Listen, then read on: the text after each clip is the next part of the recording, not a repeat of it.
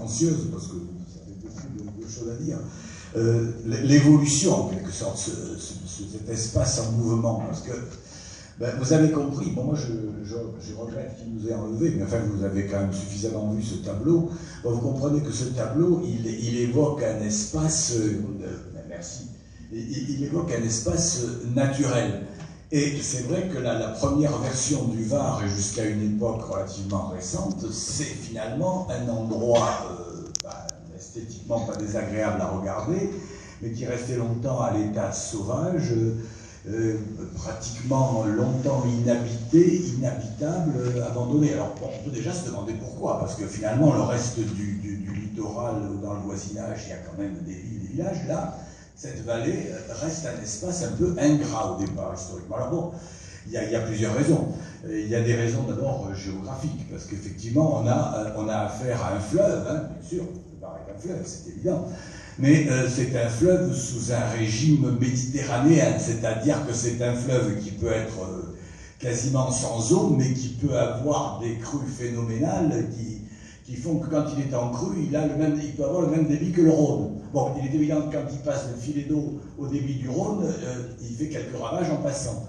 Et de toute façon, il n'était pas tellement évident de construire un pont. Et on suppose que même à l'époque romaine, on passait ce fleuve à gué ou par des moyens. Il y a notre ami Serra qui a évoqué les utriculaires. Bon, il nous a bien dit de préciser que ça n'avait rien de cochon. Mais donc des gens qui passaient avec des outres. Donc on pouvait faire des sortes de radeaux avec des outres. Enfin, bon, donc, puisqu'à Simier, il y a une inscription sur la confrérie des utriculaires. Et on pense que ces utriculaires, ils servaient probablement à passer tous ces torrents qui n'étaient pas, en somme, franchis par des ponts. Donc déjà, problème d'un lieu qui était inhospitalier en soi. Donc un Var qui divaguait, quand on voit des photos jusqu'à une époque relativement, ou des cartes jusqu'à une époque récente, le Var quasiment divaguait dans un énorme lit de galets et il changeait de place. Hein. Moi j'ai le souvenir d'avoir, un de mes amis avait fait une recherche historique sur la vallée du Var. Ça a été un objet de procès pendant des siècles entre la France et la maison de Savoie, parce que étant donné que la frontière était en principe sur le bras principal, comme ce bras principal se déplaçait, vous pouviez très bien avoir un champ dans lequel vous aviez l'habitude d'amener des vaches depuis Saint-Laurent-du-Var, et puis ce champ, il se retrouvait du côté de la Savoie. Alors si vous continuez à venir là, vous dites, ah non, maintenant, attention, vous passez la frontière, là, vous voyez, quoi. Alors justement, puisque je parle de frontières, c'est ça le deuxième problème. Il y avait le problème, en somme, géographique, mais il y a aussi le problème historique. C'est que depuis 1388, on se trouve sur une zone frontalière. Et qui dit zone frontalière, dit zone d'invasion possible. Parce qu'il ne faut quand même pas négliger le fait qu'il y a eu de très nombreuses guerres, sièges, attaques, venant d'un côté et d'un autre, hein, parfois, mais surtout venant de la France, mais pas toujours, attaques et contre-attaques sur ce fleuve. Donc là aussi, plein de bonnes raisons pour ne pas faire un pont. Parce que si vous voulez être tranquille sur une frontière, si cette frontière est une sorte de no man's land épouvantable et naturel, ça remplaçait les mines, quoi. Hein. Bon, vous n'aviez pas besoin de passer par un champ de mines. Quand une armée, des canons, imaginez, tirait des canons au milieu des galets du Var. Bon, c'était une opération, et il ne fallait pas qu'il y ait un orage en montagne. Donc, vous voyez le problème. Hein. Donc, plein de raisons qui ont fait qu'on a laissé cet espace en terrain vague. Ceci étant, bon, j'avais fait une petite recherche là-dessus, il n'y a pas eu de très grande bataille, parce qu'en fait, on était très occupés à passer le Var. Après, il y avait l'énorme château de Nice, de l'autre côté, il y avait des châteaux à Saint-Paul ou à Antibes. Donc en fait, on passait difficilement ce Var, ça servait à ralentir, on avait le temps, à Nice, quand les Français arrivaient, on dit bon, on a le temps, on les surveille, on leur tirait 2-3 coups de fusil, il y avait eu le tour du côté de Magnan, on les retardait, puis après, ils venaient assiéger le château. Donc bon, c'était un truc de retardement. Par contre, il y a eu une vraie bataille dont je parle en 1800. Il y a eu une opération militaire, alors que Nice avait été conquis par les Français à l'époque révolutionnaire. En 1800, il y a eu une contre-attaque autrichienne qui a failli venir à bout de Napoléon et des Français finalement de cette époque. Et les Français se replient sur le Var. Et il y a eu effectivement là une bataille, il y a eu une redoutable canonnade pendant un bon moment. Et il paraît, pas, il faudra que j'aille vérifier dans le prochain passage à Paris, que parmi les batailles mentionnées sur l'Arc de Triomphe, il y a une bataille du Var. Et cette bataille du Var, c'est ça, en 1800, les Français qui résistent à une contre-offensive autrichienne. Bon, avec une petite anecdote qui m'a beaucoup fait rire dans les textes de l'époque, c'est que quand les Français sont chassés de Nice par l'arrivée des Autrichiens, la population niçoise semble tout à fait enthousiaste. D'ailleurs, je pense que c'est peut-être là où ils étaient sincères.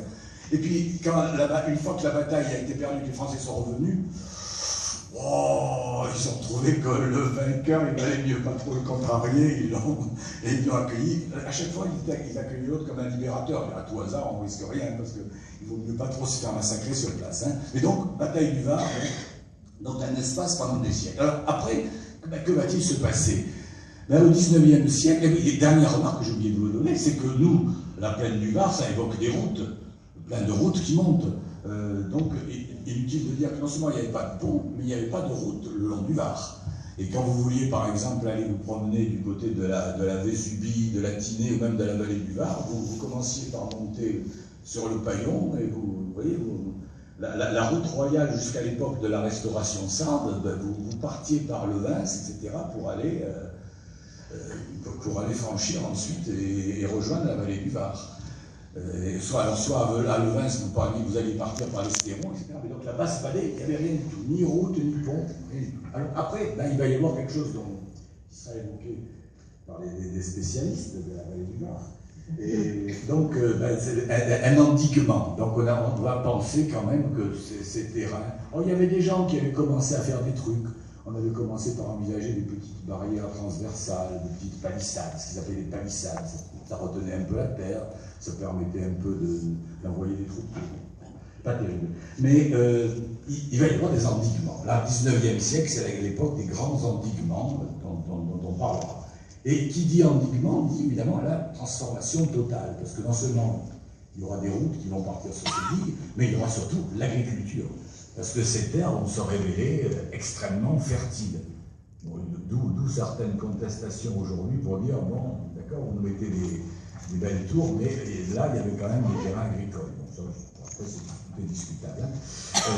Parce que ces terrains agricoles, ça fait un petit moment que moi, j'y vois des décharges, des tas de pneus et des carcasses de voitures. Enfin, bon, ça veut dire qu'il y a quand même beaucoup d'agriculteurs qui ont trouvé que c'était peut-être plus intéressant de ne plus cultiver. Bon, clairement, la parenthèse. Alors, donc, ben, évidemment, il y a ces endiguements, il va y avoir un pont sur le Var, des routes, aménagements agricoles, etc. Donc, au XIXe siècle, on a un changement total du paysage. Alors oui, donc la carte, je n'avais pas commenté, ça c'était la carte de la bataille. Vous aviez vous voyez, il y avait quand même sur vous voyez le Saint-Laurent-du-Var est en bas, la carte est retournée. Hein. En fait, le haut de la carte, c'est vers l'est. Hein. L'est est en haut. Donc, vous avez le Var. Et puis vous auriez l'aéroport dans la pointe que vous avez à la droite, en quelque sorte. Hein.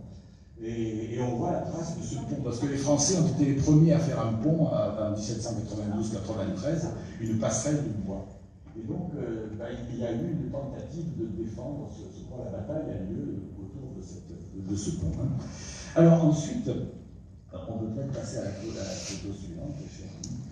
Oui, alors ensuite, on va avoir des... vous voyez, il n'y a toujours pas grand-chose. Là, on est quand même une photo aérienne du début du XXe siècle, où vous pouvez apprécier l'espace de Cap 3000. Et donc, ça devait être beaucoup plus calme. Ça devait être beaucoup plus calme. Bon. Et alors, il y a aussi dans les aménagements non seulement des routes, mais il y a aussi, par exemple, on aperçoit sur la partie droite de notre photo l'hippodrome. L'hippodrome qui par la suite sera transféré à Cagnes-sur-Mer. Le premier hippodrome était là, le long du Var, à peu près à l'emplacement des actuels parkings le long du Var de l'aéroport. Hein. Donc vous avez l'hippodrome, donc des équipements sportifs. Donc il était très bien vu par les hivernants d'aller se promener. On prenait la promenade et puis on allait avec sa calèche pour voir des courses à l'hippodrome du Var, hein, donc les courses d'hiver. Donc l'hippodrome qui a été important, hein, qui a joué un peu le rôle que joue aujourd'hui à l'échelle nationale pour les courses hivernales. Ça a été un rôle important de ce hippodrome. Bon. Donc, mais vous voyez que jusque-là, on a surtout de l'agriculture, puis quelques équipements sportifs, le pont, enfin, quand même peu de choses. Hein. Et alors, au XXe siècle, on commence à se dire que puisqu'on avait construit toute la plaine de Nice,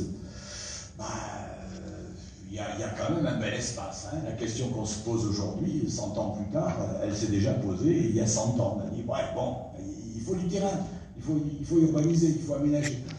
Alors là, il y a eu un plan que vous verrez dans le sous-titre, il y a eu un très passionnant projet d'aménagement de la vallée du Var, dans le cadre du plan Cornudet, qui a envisagé une urbanisation monumentale. Alors la basse vallée, évidemment, on n'envisageait pas du tout un aéroport à l'époque, et Roger Rocca, là-bas, Roger Rocca vous a signalé qu'il y avait effectivement un projet de construire l'aéroport beaucoup plus, enfin, dans le long de la vallée, un peu là où il y a actuellement vers le stade, quoi, pratiquement, à l'actuel, hein, et avec un aménagement qui est intéressant, dont parle Roger Rocca, qui était aussi un aménagement à la fois de pistes d'atterrissage, mais en même temps d'un bassin envisagé sur le Var pour les hydravions, puisqu'à l'époque, on ne savait pas encore si l'aviation allait se développer sur des pistes à terre, ou plutôt, ce qui était souvent envisagé à l'époque, par les hydravions. Donc là, on avait envisagé de construire un lac sur le Var. C'était des projets des architectes d'Almas, père et fils, qui ont été quand même des très grands architectes niçois, qui ont réalisé d'énormes immeubles à Nice, et le palais de la Méditerranée, par exemple, et le papa donc avait réalisé beaucoup de grands hôtels, des grandes banques et autres établissements à Nice. Hein. Donc, plan Cornudet qui était intéressant. Donc, ils envisageaient de garder l'hippodrome et des terrains plus ou moins espace vert, on dirait aujourd'hui. Un prolongement de la promenade des Anglais jusque-là. Et alors des quartiers très résidentiels, hein, ils n'ont jamais dit qu'ils allaient faire des logements populaires, hein, c'était pas le but, c'était pas de faire des HLM, mais c'était de développer, d'étendre encore la Côte d'Azur et d'attirer des clients différents. Hein. Donc il y a eu ce plan Cornudet, alors c'était très très beau, hein, il y avait toute une enfilade. Bon, le plan Cornudet c'est celui qui a réalisé quand même à Nice, dans les parties appliquées, le boulevard Saint-Roch et une série de grands aménagements hein, quand même. Et donc là, il y a eu ce projet qui finalement n'a jamais vu le jour. Bon, dans les ministères parisiens, il y a toujours des ministères, je ne dis pas ça pour décourager Alex, mais les ministères parisiens ont toujours leur mystère, c'est qu'après on fait travailler les gens pendant 10 ans à Nice sur le projet du plan Cornudet, ils ont dit « Oh, bah maintenant on est arrivé à la crise de 29, là, est-ce que c'est bien nécessaire de faire le truc? Il est trop ambitieux ce projet, c'est trop tôt pour aménager cette vallée du Var. Donc on dit aux Niçois, débrouillez-vous, faites le boulevard Saint-Roch, le boulevard Lorbella, etc. Mais vallée du Var, il faut laisser tranquille les... C'est grâce à ça, la famille Dalmasso était tranquille pendant quelques décennies. Hein. Donc on a laissé cultiver la plaine du Var. Et donc voilà. Donc, alors, et puis arrive l'après-deuxième guerre mondiale. Alors là, tout a changé, parce que l'embouchure du Var devient l'aéroport, en partie sur les demandes des Américains, qui avaient besoin de faire atterrir leurs avions pour la poursuite de la guerre, puis après les permissionnaires qui venaient festoyer et se saouler légèrement sur la Riviera. Mais donc, et puis bon, après, ben, on a trouvé que c'était logique d'y installer un aéroport. Hein. Bon, donc, aéroport qui mange toute la basse vallée du Var. Et puis après, on dit, ben oui, il faudrait quand même installer des gens. Alors, donc, il y a des équipements sportifs qui s'y installent, qui commencent à s'y installer. Après, il va y avoir le quartier des Moulins. On dit, ben, il faut bien mettre ces gens quelque part. Donc, il y a une population à loger, donc ben, il faut des logements sociaux, etc. Hein. Et évidemment, là, on va arriver à cette disparition progressive, l'agriculture repoussée de plus en plus haut. Et puis, on arrive au projet actuel. Alors, on en parle aussi, bon, c'était aussi Michel Serra, qui est devenu un grand spécialiste de la lecture des projets municipaux sur la plaine du Var, il a du mérite d'ailleurs.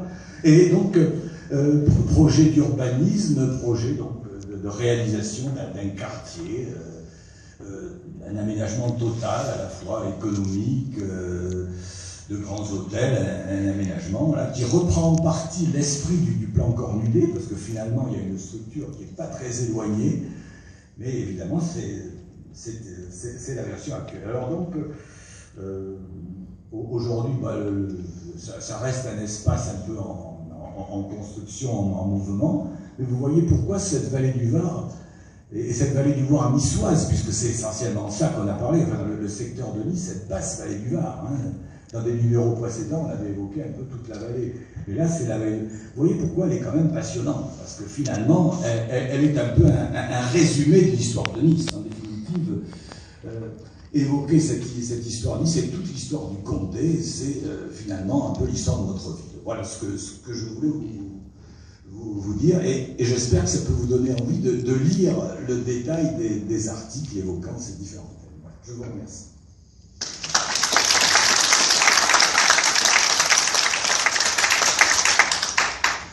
J'espère que vous avez remarqué qu'il y avait des fautes de prononciation plusieurs fois dans le discours de Jean-Michel. Il dit aéroport au lieu de dire aéroport. Quand même. C'était le poids des... Ça m'a choqué. Le poids du ministère. Le poids du ministère. Il a dit aussi le bavard et pas le haut-var. Oui.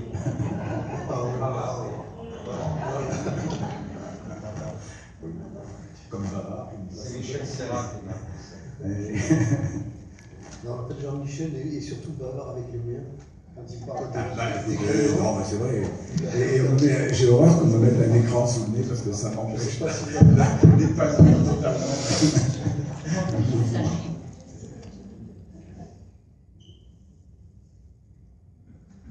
Allez, maintenant, c'est les spécialistes. Oui. En fait, c'est l'indigène. Et moi, je suis là-bas, on l'avait vu là, alors donc, je suis l'indigène. Voilà. Bon. Pire. À tel point que lorsque, entre nous, ne le dites à personne, s'il vous plaît, lorsque j'ai commis un petit article de rien du tout, on va en parler après, Jean-Michel m'a dit, ah là, je vois un zadiste. Je reconnais. Voilà. Bon, alors je voudrais simplement vous parler de quelque chose. Je vais parler de deux choses. Au départ, ce qui n'existe plus, et puis ensuite, en cas général, pourquoi l'endiguement et ce qu'a été cet endiguement. Ce qui n'existe plus, tout simplement, c'est le paysan local. Je commence par la fin parce que je pense que le dessert, c'est toujours à la fin. Et pour moi, je commence souvent par le dessert. Alors non, voilà pourquoi je commence par ce paysan qui n'existe plus, que j'appelle le paysan sans terre. Pourquoi? Parce que vous savez, tout comme moi, que la vocation première, et si on a dépensé des millions de francs à l'époque pour faire cette digue de 23 km de longueur, c'était pas pour semer des marguerites, mais bien pour en faire une terre agricole. Cette terre agricole était, dès le départ, la plus riche de France. C'est pas rien, hein?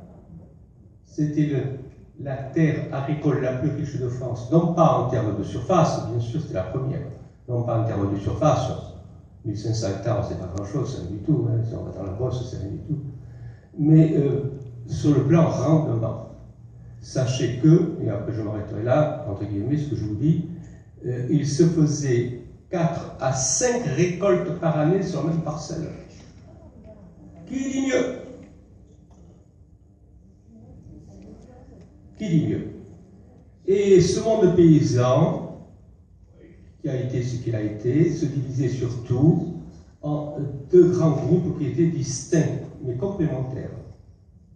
En premier lieu, le monde des laitiers, qu'on appelait les laitiers nourrisseurs. Pourquoi? Parce que leur cheptel était en stabulation étable toute l'année, et il fallait donc le soigner, ce cheptel, soigner les vaches, les nourrir, enfin tout ce qui va avec, là, 2 fois par jour, 360 jours par année, et c'était un travail de forçat. Et à côté de ça, il y avait une autre pendant, deuxième pendant, c'était le monde agricole des producteurs de légumes. Alors tout ça constituait deux pôles d'activité différents, mais tout à fait complémentaires.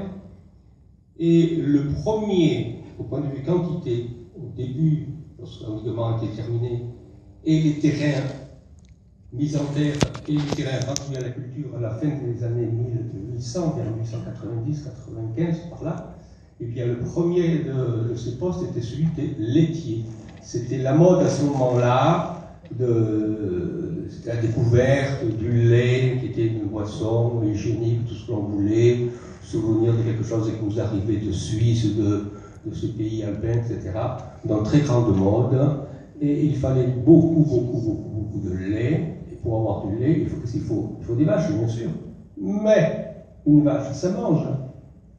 Ça mange longueur d'année. Ça mange quoi? Mais de l'herbe fraîche. L'hiver, du foin, mais l'été, l'herbe fraîche. Et pour avoir de l'herbe fraîche, ben, il faut avoir des prairies.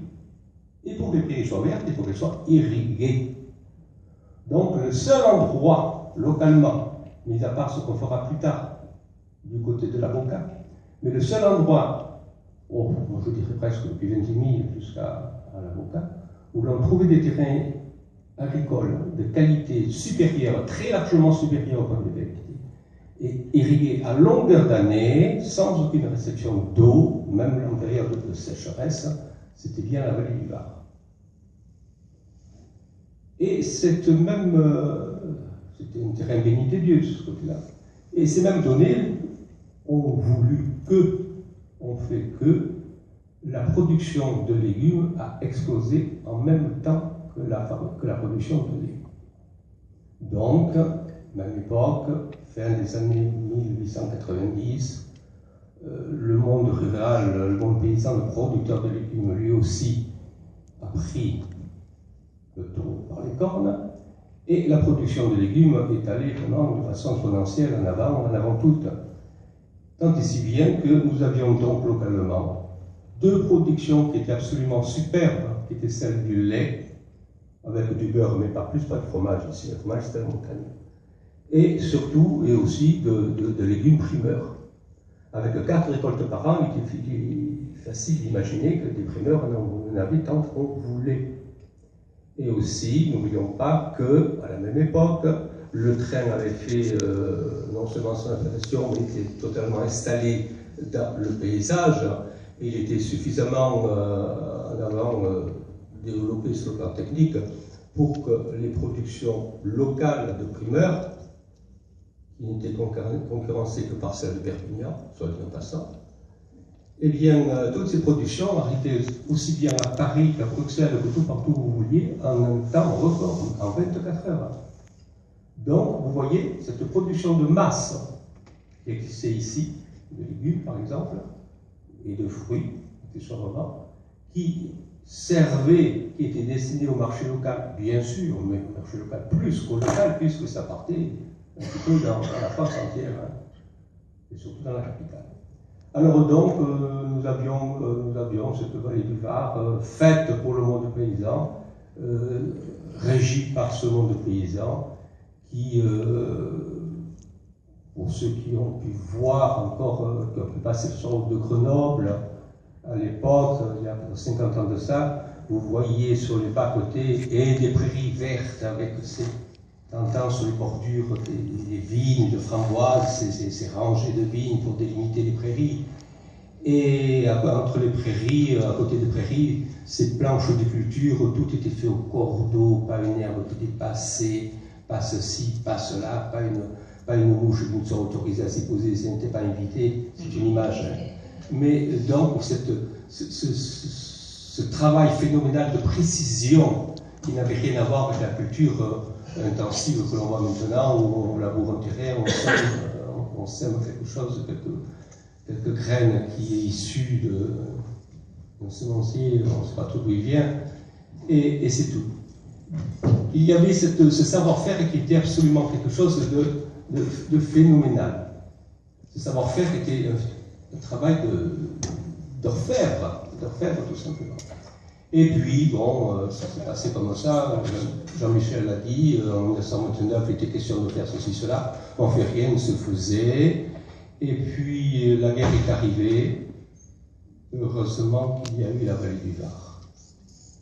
Je ne sais pas si vous le savez ou si ceux qui l'ont su peut-être l'ont oublié, mais est-ce que vous savez que pendant la guerre, il y a des gens qui sont morts de faim? Non pas une image, une réalité. Morts, inanition. Et s'il n'y avait pas eu cette fameuse plaine du Var pour alimenter toutes les villes de la côte, eh ben, je ne sais pas. Alors bien sûr que ça a suscité des jalousies, ouais, les paysans, voilà, les affameurs. Non, ce n'était pas les affameurs. Ils vendent au marché noir, oui, ils vendent au marché noir, mais aussi pour acheter quelque chose, ne serait-ce que du sulfate de cuivre pour traiter les tomates, ils achetaient au marché noir. Donc tout le commerce se faisait au marché noir, n'importe lequel, celui-là comme tous les autres. Et tant et si bien que la fin de la guerre est arrivée, tant mieux, le monde paysan a continué un petit peu sur sa lancée un certain temps, mais il ne s'était pas rendu compte, il n'avait pas conscience que c'était la fin de quelque chose. Pourquoi? Parce que de plus en plus, les marchandises extérieures sont arrivées au marché gare de Nice. Pourquoi? Parce que la ville avait de plus en plus besoin d'un espace plan, et un espace plat, sur lequel on pouvait construire n'importe quoi. Ben, il n'avait qu'un seul. Il y en avait deux dans le département. La plaine des Antibes, pas tellement, parce qu'il paraît qu'elle est trop marécageuse, donc ça ne se fait pas. Alors on retombe soit vers l'aéroport de Mandelieu, soit dans la plaine du Var. Alors tant et si bien que malgré tous les inconvénients imaginables, zones inondables, est-ce que je sais encore tant de choses comme ça, eh bien, petit à petit, sans même poser la question aux paysans locaux, on a commencé à faire des projets de mise en valeur du terrain, comme si avant le terrain n'était pas mis en valeur. Il était de toute façon.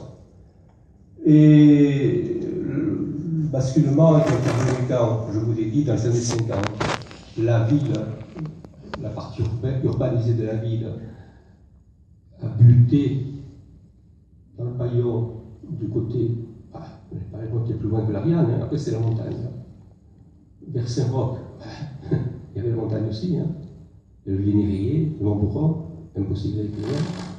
Les collines niçoises, bon, les collines, vous savez, ça ne se prête pas tellement pour la construction de quoi que ce soit. Déjà, quand on a fait l'hôpital de l'Archer, ça a été limite, hein, pour faire l'hôpital. On ne peut pas construire quoi que ce soit de sérieux si ce n'est quelques petites maisons d'habitation, mais rien de plus. Donc, la vallée du Var. Et ça a commencé directement par Saint-Augustin, la Vallière Saint-Augustin, et puis on a continué de la sorte. Et qu'est-ce qui s'est passé? C'est là où mon esprit zadiste intervient. Je me regarde déjà. Ça s'est passé de la sorte, j'y étais, mes parents avaient des terrains là-bas. Ils étaient cultivateurs.